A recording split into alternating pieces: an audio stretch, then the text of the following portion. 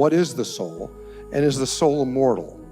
I very strongly believe that this is a question for neuroscience. That is, obviously there are theological answers to this and there are philosophical answers to this, but neuroscience also addresses these issues.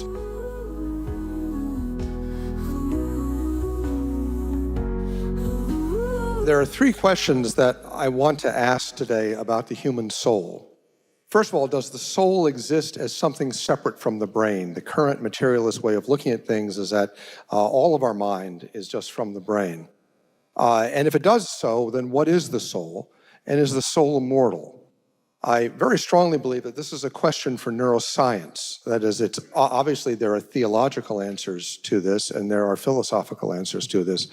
But neuroscience also addresses these issues, and it does so, I think, in a fascinating way.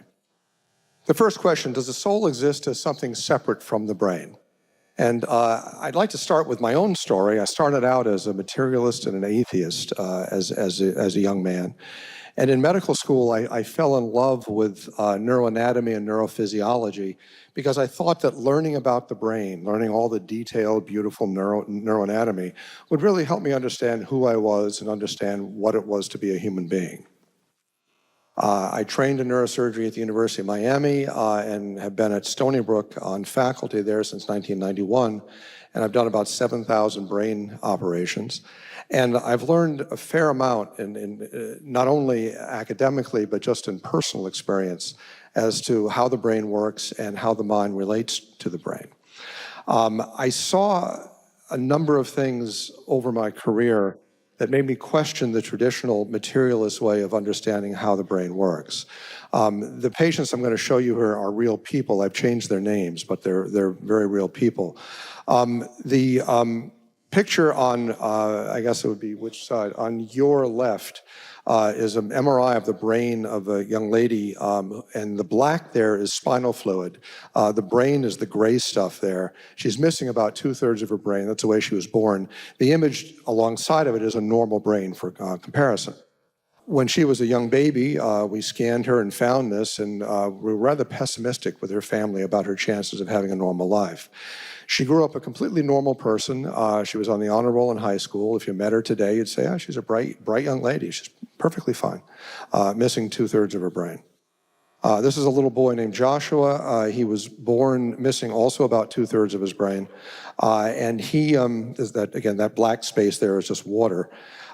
He was evaluated by the ethics committee at my hospital, and they recommended that he not be fed when he was born because he was in such terrible shape that it'd be better if he passed away. We rescinded that order and fed him, and he's now graduating from high school, perfectly normal young man, plays sports, he's a great kid. Maggie is a young lady who was in a gifted program when she was young. She's a brilliant young woman, missing most of her cerebellum and part of the central regions of her brain. She has had to have some surgery to take care of fluid pressure there, but she's done very well. She has a master's degree in English literature, and she's a published musician. Nicholas is a little boy who's quite handicapped. He has cerebral palsy, and he's missing both hemispheres of his brain. The only part of his brain he has is his brainstem. He is handicapped. He can't speak, he can't walk, but he's fully conscious. He's kind of funny. He laughs, he cries. He's emotionally a normal person, even though he is handicapped, even though he's missing his entire brain hemispheres. So it raises the question, it sounds like a really strange question, but as you'll see, it's not so strange. Is the brain the organ of the mind? You know, the heart's the organ of circulation, the kidneys are the organ of making urine, but is the brain completely the organ of the mind? Clearly, in some ways it is, but in other ways it may not be. This question was first addressed by Wilder Penfield, who's a neurosurgeon, worked in Montreal in the mid-20th century, probably the greatest scientist in the neurosurgical profession. And he was the pioneer in epilepsy surgery. And he would do awake brain surgery, meaning that patients during the brain surgery would be fully awake with local anesthesia, so they felt no pain. And he would stimulate their brain to map the surface of their brain to remove foci of epilepsy. And he's devoted his career to studying epilepsy. And he asked a fascinating question. He said, why are there no intellectual seizures? When people have seizures, if they remain conscious during the seizures, they do one of four things. They'll have uncontrollable movements. Their arm will shake. They can have sensations like tingling on their skin. They can have emotions, powerful fear or laughter or joy. And they can have memories. You can have a seizure where you get this recurrent memory. But nobody ever has a calculus seizure. Nobody ever has a mathematics seizure where you can't stop doing long division. And Penfield said, that's really odd. If you can evoke all these other things, why can't you evoke abstract thought, reasoning, theology, philosophy, thinking about God? That doesn't happen from seizures. And he said the most reasonable explanation is that that aspect of the mind isn't from the brain. He tested this further by intraoperatively with awake patients, stimulating the surface of their brain to map the brain, just like you would map a city, and to find out where different things were located on the brain, again, so he could protect them in removing epileptic foci. But he couldn't find any kind of abstract thought centers in the brain. There's a movement center, there's a sensation center, there's a visual center, there's a hearing center, there are emotional centers, there are memory centers. But there's no center for thinking abstractly. There's no center for reason. And he said, that's odd. That's the same thing that he found with looking at the kinds of seizures that happen. Some of the most interesting work along this line has been done by Roger Sperry and his colleagues.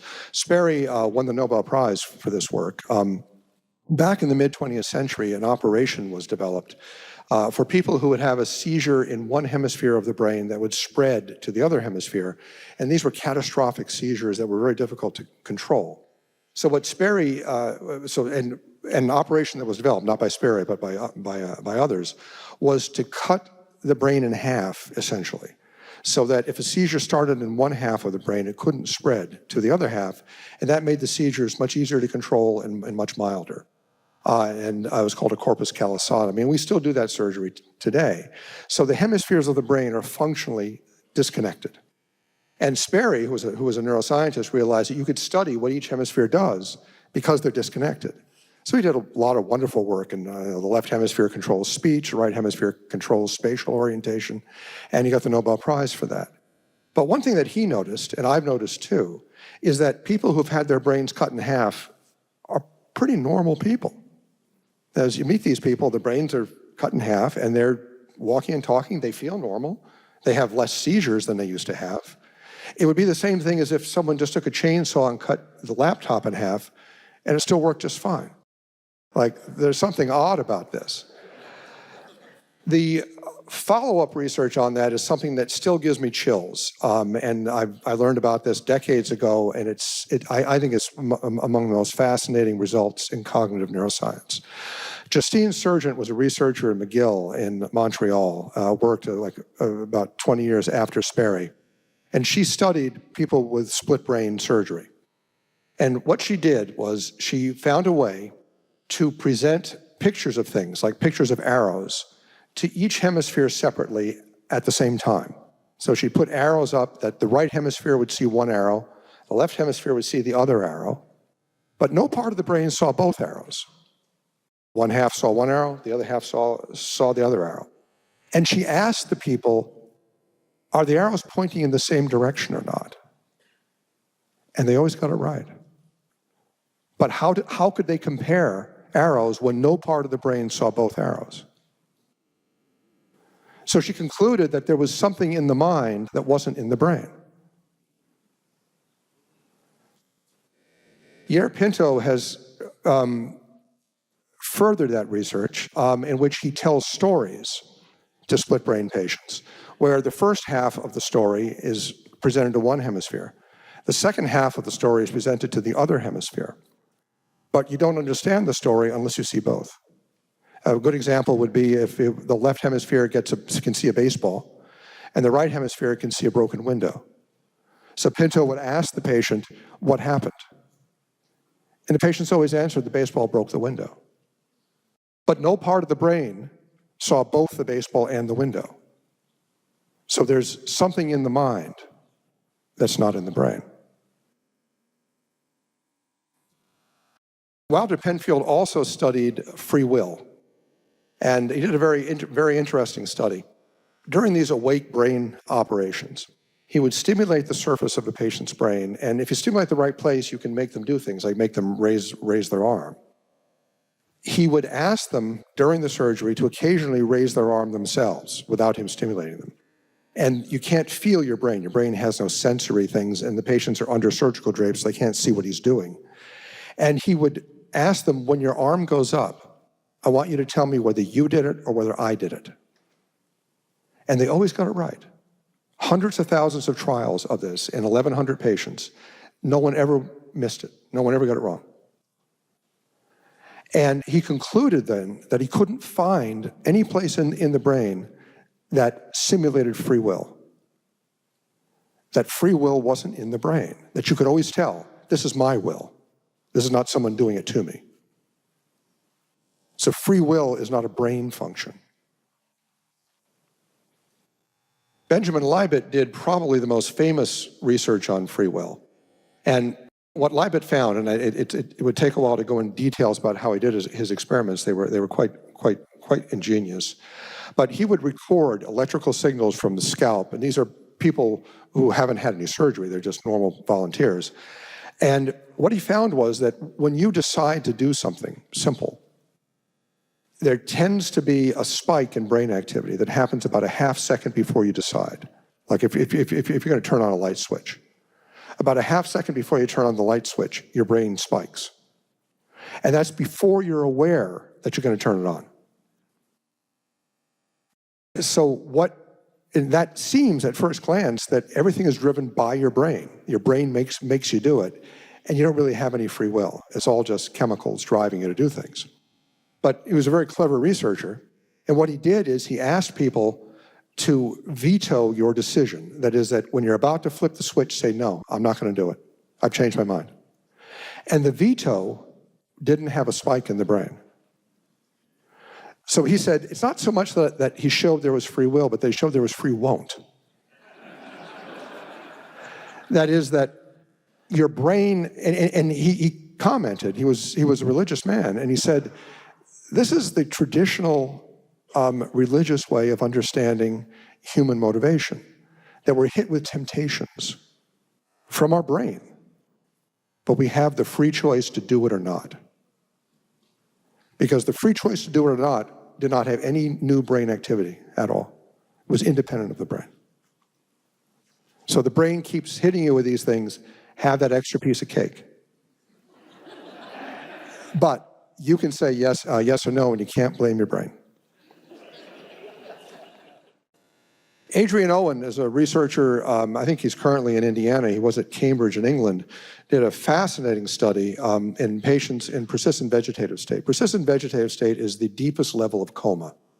It's just a step above brain death.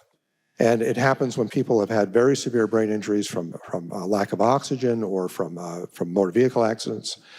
And it's called vegetative because it's been assumed that these people are basically vegetables, meaning that they have no mind. They're just a body, and there's no mind left. Some of you may recall the Terry Schiavo stuff that went on about 20 years ago. She was in persistent vegetative state. What Owen did is he put patients in MRI machines and did functional MRI imaging that shows brain activity. And he would ask them to think about things with a headset. He'd say, think about walking across the room, or think about your family, or think about playing tennis. And they would show patterns of brain activation in their very damaged brain. And he then did that with normal volunteers and found the patterns were identical, implying that they were understanding what he was talking about. And then what he did, and he was very clever, he asked the same questions, but he mixed up the words so they didn't make any sense.